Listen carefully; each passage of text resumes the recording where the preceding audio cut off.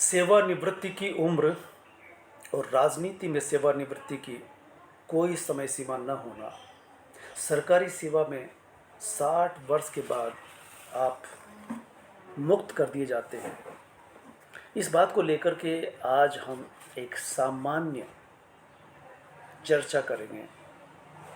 ये एक बहस का विषय इसलिए हो सकता है कि राजनीतिक प्रतिनिधि जनता का प्रतिनिधित्व करते हैं और चुनाव जीतने के बाद उनकी कोई निश्चित उम्र नहीं होती। जब तक कि उनकी शर्त होती है, जब तक वो चुनाव जीतते रहेंगे तब तक जनता का प्रतिनिधित्व कर सकते हैं। क्या फिर यही शर्त इधर लागू नहीं हो सकती कि जब तक व्यक्ति दिमागी संतुलन कायम रख सकता है तब तक वो अपनी सेवा जारी रख सकता है। उससे भी पूछा जाना चाहिए, एक ऑप्शन होना चाहिए कि मैं सेवानिवृत्ति लेना चाहता हूँ। 20 वर्ष की सेवा या 25 वर्ष की सेवा के बाद कोई भी सेवानिवृत्त स्वैच्छिक सेवानिवृत्ति ले सकता है।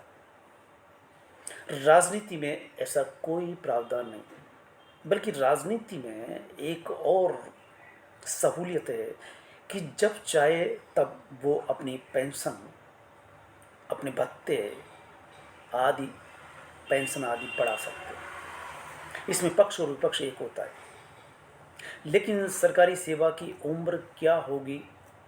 इस समय राजस्थान में 60 चल रही है तो दूसरे प्रदेशों में 62, विश्वविद्यालयों में 65 तक चल रही है। राजस्थान अभी 60 पर टिका हुआ है। इससे पहले 58 और इससे भी पहले 55 हुआ करती थी। इसके पीछे ये तर्क था कि नए युवाओं को अवसर देना। ये तर्क है या कुतर्क है?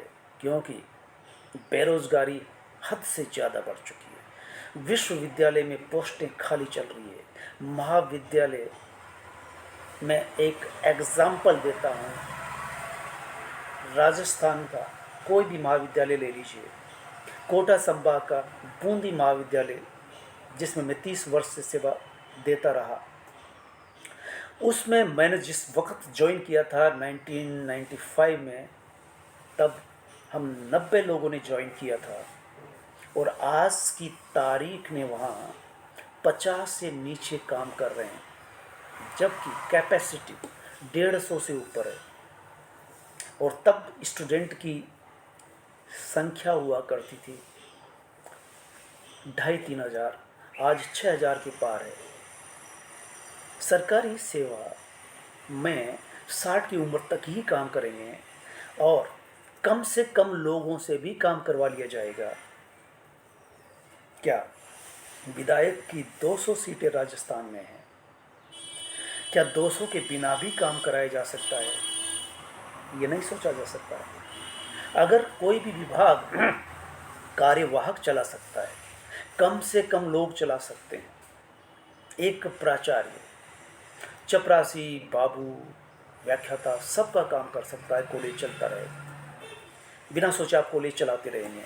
ये बात हुई। दूसरा मुद्दा ये था कि क्या सरकारी सेवा में सेवानिवृत्ति की समय सीमा होनी चाहिए और राजनेताओं पर कोई अंकुश नहीं होना चाहिए, जबकि वे निरंकुश होकर के राज करते रहते हैं।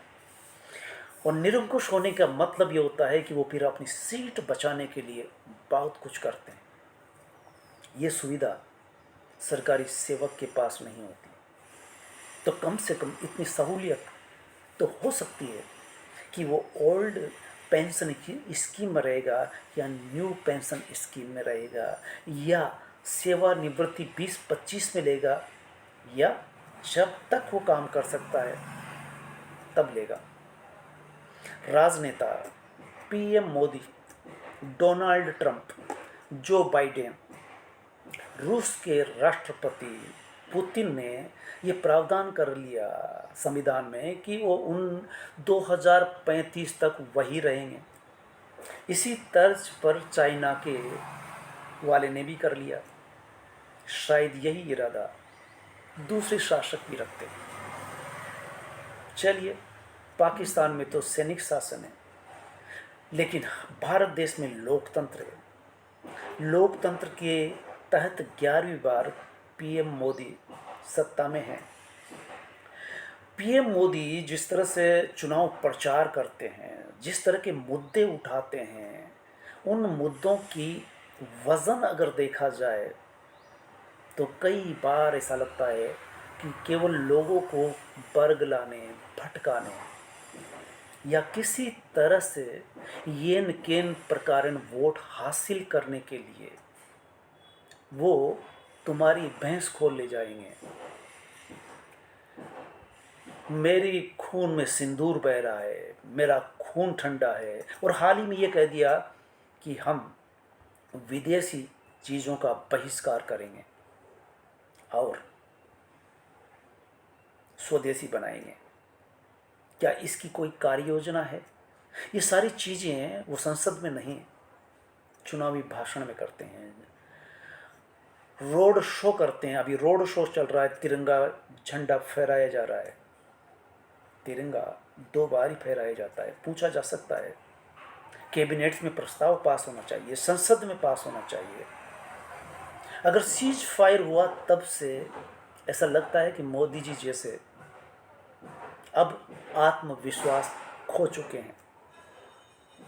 एक डेंट लगा दिया है डोनाल्ड ट्रंप ने। डोनाल्ड ट्रंप भी 80 के हो चले हैं। जो बाइडेन 80 पार के होकर के चुनाव लड़ते रहे, और जो चुनाव प्रचार में उन्होंने मुद्दे जिस तरह से उठाए, वो डोनाल्ड ट्रंप का अभी भी आप देखिए कि मजाकिया लहजे में भारत पर वो टैक्स लगाएंगे और व्यापार ट्रेड के आधार पर सीज फायर करा देंगे। एक व्यापारी उस देश का राष्ट्रपति बन गया तो व्यापार को ही मद्देनजर रखते हुए वो दूसरे देशों से संतुलन बना रहे हैं। अब डोनाल्ड ट्रंप और मोदी की जोड़ी को देख लीजिए कि मोदी जी डोनाल्ड ट्रंप के लिए चुनाव प्रचार करते रहे, मित्र कहते रहे। आज मित्र ने शिमला समझौता के बावजूद डोनाल्ड ट्रंप या किसी का भी भूमिका, पाकिस्तान और भारत के बीच में जो संघर्ष हुआ उसमें किसी भी तीसरे की भूमिका नहीं हो सकती। ये पाकिस्तान और भारत के बीच में शिमला समझौते में लिखा गया है। तो ये भारत के विदेश मंत्री पीएम को कह देना था, लेकिन एक बार भी इनकार नहीं किया गया। अमेरिका का नाम तक नहीं आया, और अभी अभी विदेशी चीज़ों का बहिष्कार किया जा रहा है। और विदेशी चीज़ें चाइना की यहाँ सबसे ज़्यादा बिक रही है। चाइना का नाम नहीं लिया जा रहा। तुर्की का बहिष्कार किया गया, अजरबैजान का बहिष्कार किया गया, जो छोटे छोटे देश है। पाकिस्तान, चीन से हम ज़्यादा से ज़्यादा माल ले रहे हैं, व्यापार कर रहे हैं, चीन का नाम नहीं लिया जाएगा। अमेरिका के राष्ट्रपति का नाम मोदी जी नहीं लेंगे। पर अब अंदर खाने ये चल रहा है कि आप 75 के हो गए। आडवाणी को 75 के पार होने के कारण आपने उन्हें बाहर का रास्ता दिखा दिया। मार्गदर्शक मंडल का एक ऐसा प्रहरी बना दिया जिससे कभी पूछा तक नहीं गया। अब आपकी बारी है तो आप कह रहे हैं कि नहीं, मैं पद नहीं छोड़ूंगा। तो इस तरह से कहने का मतलब है कि आप मुद्दे जो होने चाहिए, मणिपुर जलता रहा, मणिपुर नहीं पहुंचे। पहलगाम में घटनाक्रम हुए 1 महीने से ज़्यादा हो गया, पहलगाम नहीं पहुंचे। आप बिहार पहुंच गए, आप केरल पहुंच गए, और अभी आप गुजरात का दौरा कर रहे हैं, रोड शो कर रहे हैं। इसके बावजूद, और सिंदूर ऑपरेशन के नाम पर सेना ने जीत हासिल की तो तमगा खुद लिया जा रहा है। इसके नियम कायदे क्या होंगे? ऐसा लगता है कि 70 पार के बाद नेता मानसिक संतुलन खो बैठता है। जो बाइडेन को ले लीजिए, डोनाल्ड ट्रंप को ले लीजिए। डोनाल्ड ट्रंप के लिए बहुत कुछ कहा जा रहा है। जो बाइडेन को रास्ते से इसीलिए हटाया गया था कि वो चुनाव फिर लड़ने वाले थे, क्योंकि वो कुछ भी कह रहे थे जिसकी कोई संगति नहीं थी। अब मोदी और डोनाल्ड ट्रंप का आप विश्लेषण कर सकते हैं कि सत्ता में बने रहने के लिए आप कुछ भी करेंगे। तो ऐसे में सरकारी सेवा में रहने वाला पदाधिकारी अगर वो सक्षम है, जैसा कि आप सेक्रेटरियों का या चुनाव आयोग का एक्सटेंशन कर देते हैं, तो सरकारी सेवा में अगर कोई बेहतर काम कर रहा है तो क्या उसका एक्सटेंशन नहीं दिया जा सकता? अगर मोदी जी 75 में काम कर सकते हैं और 75 पार के मार्गदर्शक मंडल में होने चाहिए, जैसा कि खुद कह रहे हैं, खुद के कहे को भी भूल जाते हैं, तो ये प्रावधान क्यों नहीं हो सकता कि सरकारी सेवा, पहली बात तो 60 तक होना ही मुश्किल है। सरकारी सेवा में रहने वाले 100% 60 तक टच नहीं करते, और 60 पार के होने वाले कुछ लोग होते हैं, और कुछ भी ऑप्शन दिया जाएगा कि आप इसके बाद भी सेवा करना चाहते हैं, तो मैं दावे से कह सकता हूँ कि 10% ही हाँ करेंगे, बाकी सेवानिवृत्ति लेना चाहेंगे। क्योंकि जिस भी विभाग का हेड होता है उसको बहुत सारा हेडेक होता है। तो क्या एक राष्ट्रपति या एक प्रधानमंत्री को वो ताज, कांटों का ताज नहीं लगता कि वो सीट से इस कदर चिपका रहता है? क्या कारण है? मनोवैज्ञानिक कारण है या सत्ता नहीं छूटती? धृतराष्ट्र, अंततः धृतराष्ट्र का उदाहरण इतना मुफीद है कि भाई सक्षम था, युद्ध लड़ता था, तो धृतराष्ट्र को पद देकर के चले जाते थे। ऐसे ही पद देकर के वो युद्ध में गए, और एक बार वो एक तरह से छुट्टी के मूड में थे, पत्नी के साथ थे, और वहीं उनका देहांत हो गया। तब से धृतराष्ट्र सीट पर चिपके, और जब बारी आई कि पांडव के पुत्र युधिष्ठिर को पद दिया जाएगा, तो धृतराष्ट्र चिपक जाते हैं। धृतराष्ट्र कहते हैं कि मेरे साथ अन्याय हुआ, मैं बड़ा था, पद मुझे मिलना था, मुझे नहीं मिला, क्योंकि ये नेचर मेरे साथ धोखा कर गई, तो मेरे बेटे के साथ धोखा नहीं होना चाहिए। और इसी बिना पर उस पुत्र मोह में वो अपना समूल नष्ट करवा लेते हैं। क्या ये राजनेता अपना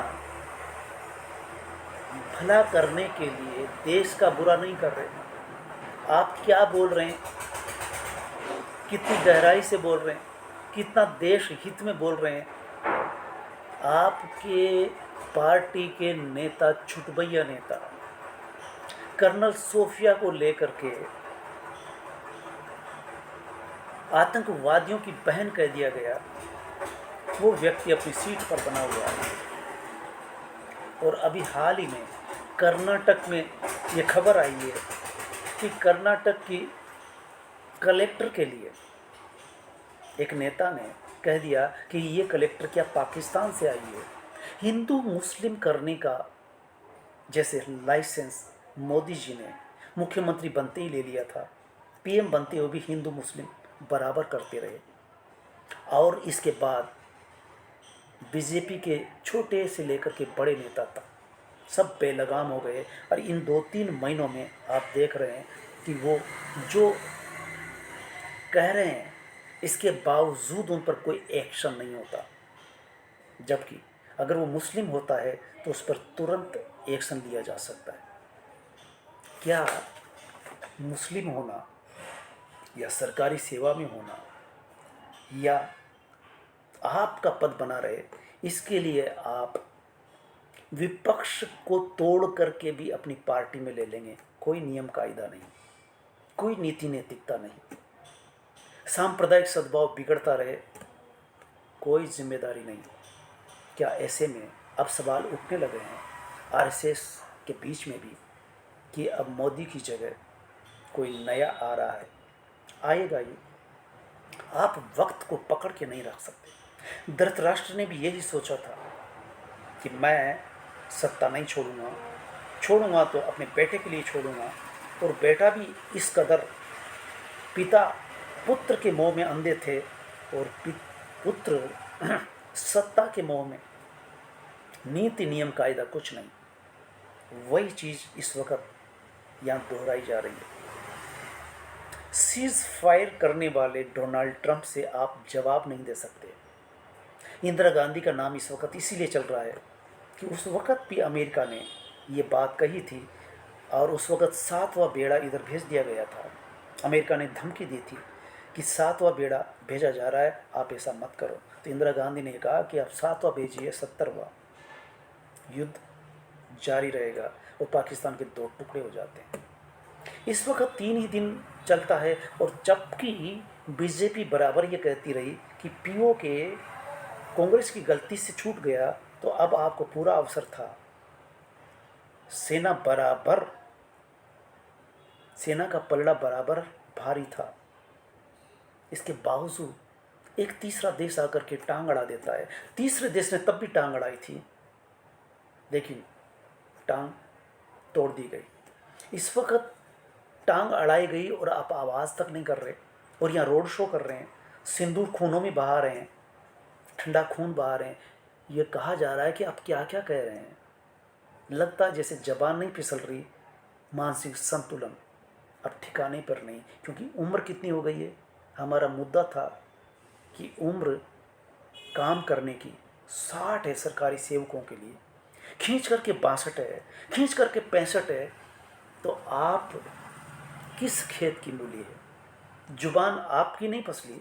जो बाइडेन चुनाव लड़ना चाहते थे, उनकी पार्टी ने इसलिए हटाया कि उनकी जुबान बराबर फिसल रही थी। डोनाल्ड ट्रंप पर उम्मीद नहीं थी कि वो जीत जाएंगे, लेकिन लगता है कि ये दौर जुमलों का है, भटकाव का है। आप जितने ऊंचे ऊंचे वादे कर लीजिए, जनता आपको वोट दे देगी। मोदी जी ने 15 लाख का वादा किया पहली बार, वो 15 लाख का जुमला इधर काम कर गया। उधर अमेरिका में डोनाल्ड ट्रंप ने कहा कि अमेरिका ताकतवर देश बनेगा, फिर अपनी ताकत हासिल करेगा, विश्व में अपनी ताकत कैसे कायम करेगा। पता चला अभी आर्थिक सर्वे आ रहे हैं, अभी अभी हमारे पीएम मोदी ने कहा कि भारत चौथी शक्ति, आर्थिक चौथी शक्ति बन गई है और बहुत जल्दी तीसरी बनने वाली है। ये 2 दिन पहले की खबर है कि अभी भारत 5वीं अर्थव्यवस्था है, गलती से चौथी कह दिया गया है। जो नीति आयोग ने उसमें संशोधन कर दिया और प्रधानमंत्री जी चौथी कह रहे हैं, गलती से कह दिया उसको और तीसरी बनने की सोच रहे हैं। यहाँ जुमलों के अलावा, जैसे राजनीति में जुमलों से वोट हासिल किए जा सकते हैं, और यही कारण है कि हिंदू मुस्लिम करना कितना सहज है, लेकिन कितना महंगा पड़ रहा है देश के लिए। अभी देश ने खुद साबित किया, पहलगांव के बाद हिंदू मुस्लिम एकता, पक्ष और विपक्ष की एकता। विपक्ष ने कह दिया कि हम इस वक्त, इस घड़ी में, संकट की घड़ी में, देश के प्रधानमंत्री सरकार जो भी करेगी उनके साथ रहेंगे। हिंदू मुस्लिम एकता जम्मू कश्मीर से लेकर के पूरे भारत में देखी गई। इसके बावजूद बीजेपी के नेताओं के बोल बिगड़ते रहे, क्योंकि वहाँ पाठशाला का क ख ग जो पढ़ाया जाता है उसमें हिंदू मुस्लिम करना शुरुआत से होता है। वो कहते क्या है, सोच समझ के कितना कहें, क्योंकि ये घुट्टी में पिलाया गया है। और इसीलिए जब आपने 75 लागू किया था कि मार्गदर्शक मंडल में डाल दिया जाएगा, तो पीएम मोदी याद रखें कि देश को याद रहता है, देश को सब याद रहता है, जनता को याद रहता है। और ख़ास करके ओपीएस क्या है, चलिए हम अंत ओपीएस से करते हैं। ओपीएस का मतलब होता है कि आपकी तनख्वाह से जो कटेगा और कुछ सरकार देगी, और वो जितना देगी अभी उसमें से कोई भी व्यक्ति ओपीएस का सेवानिवृत्त नहीं हुआ। ओपीएस वालों को 10, 15, 20 हज़ार महीने का मिलने वाला है, जिससे वो गुजारा नहीं कर सकता। तो आप जो जिंदगी भर सरकारी सेवा की है, उसकी सेवानिवृत्ति में ओपीएस न लगा करके एनपीएस लगाना चाहते हैं, न्यू पेंशन स्कीम, जिसमें कम से कम दिया जाएगा। आप केवल अपनी सत्ता बचाने के लिए नेताओं को रास्ते से हटाते हैं। सरकारी सेवा जो कर रहे हैं उनके लिए क्या सोचेंगे? आप रोज़गार के लिए नहीं सोच रहे, युवाओं के लिए नहीं सोच रहे, सिर्फ ये सोचते हैं कि आपकी सीट बची रहे। सेवानिवृत्ति की उम्र, समय सीमा सुनिश्चित होनी चाहिए। अगर सरकारी सेवक 60-62 खींच के 65 दूसरे प्रदेशों में किया गया है, तो क्या कारण है कि राजनेता 75 का होकर के भी रिटायर नहीं होता? चाहे वो कुछ का कुछ बोलता रहे, जनता उसे जुमलों पर वोट दे दे, वो सीट पर बैठ जाएगा। और दूसरे, सीट के लालच में आप सवाल नहीं करते। इस वक्त मीडिया सवाल नहीं करता, लेकिन ये लोकतंत्र है। Old pension scheme, new pension scheme ये कहती है मोदी जी की कि 75 के बाद मार्गदर्शक मंडल में ही होना है। धन्यवाद, आज इतना ही।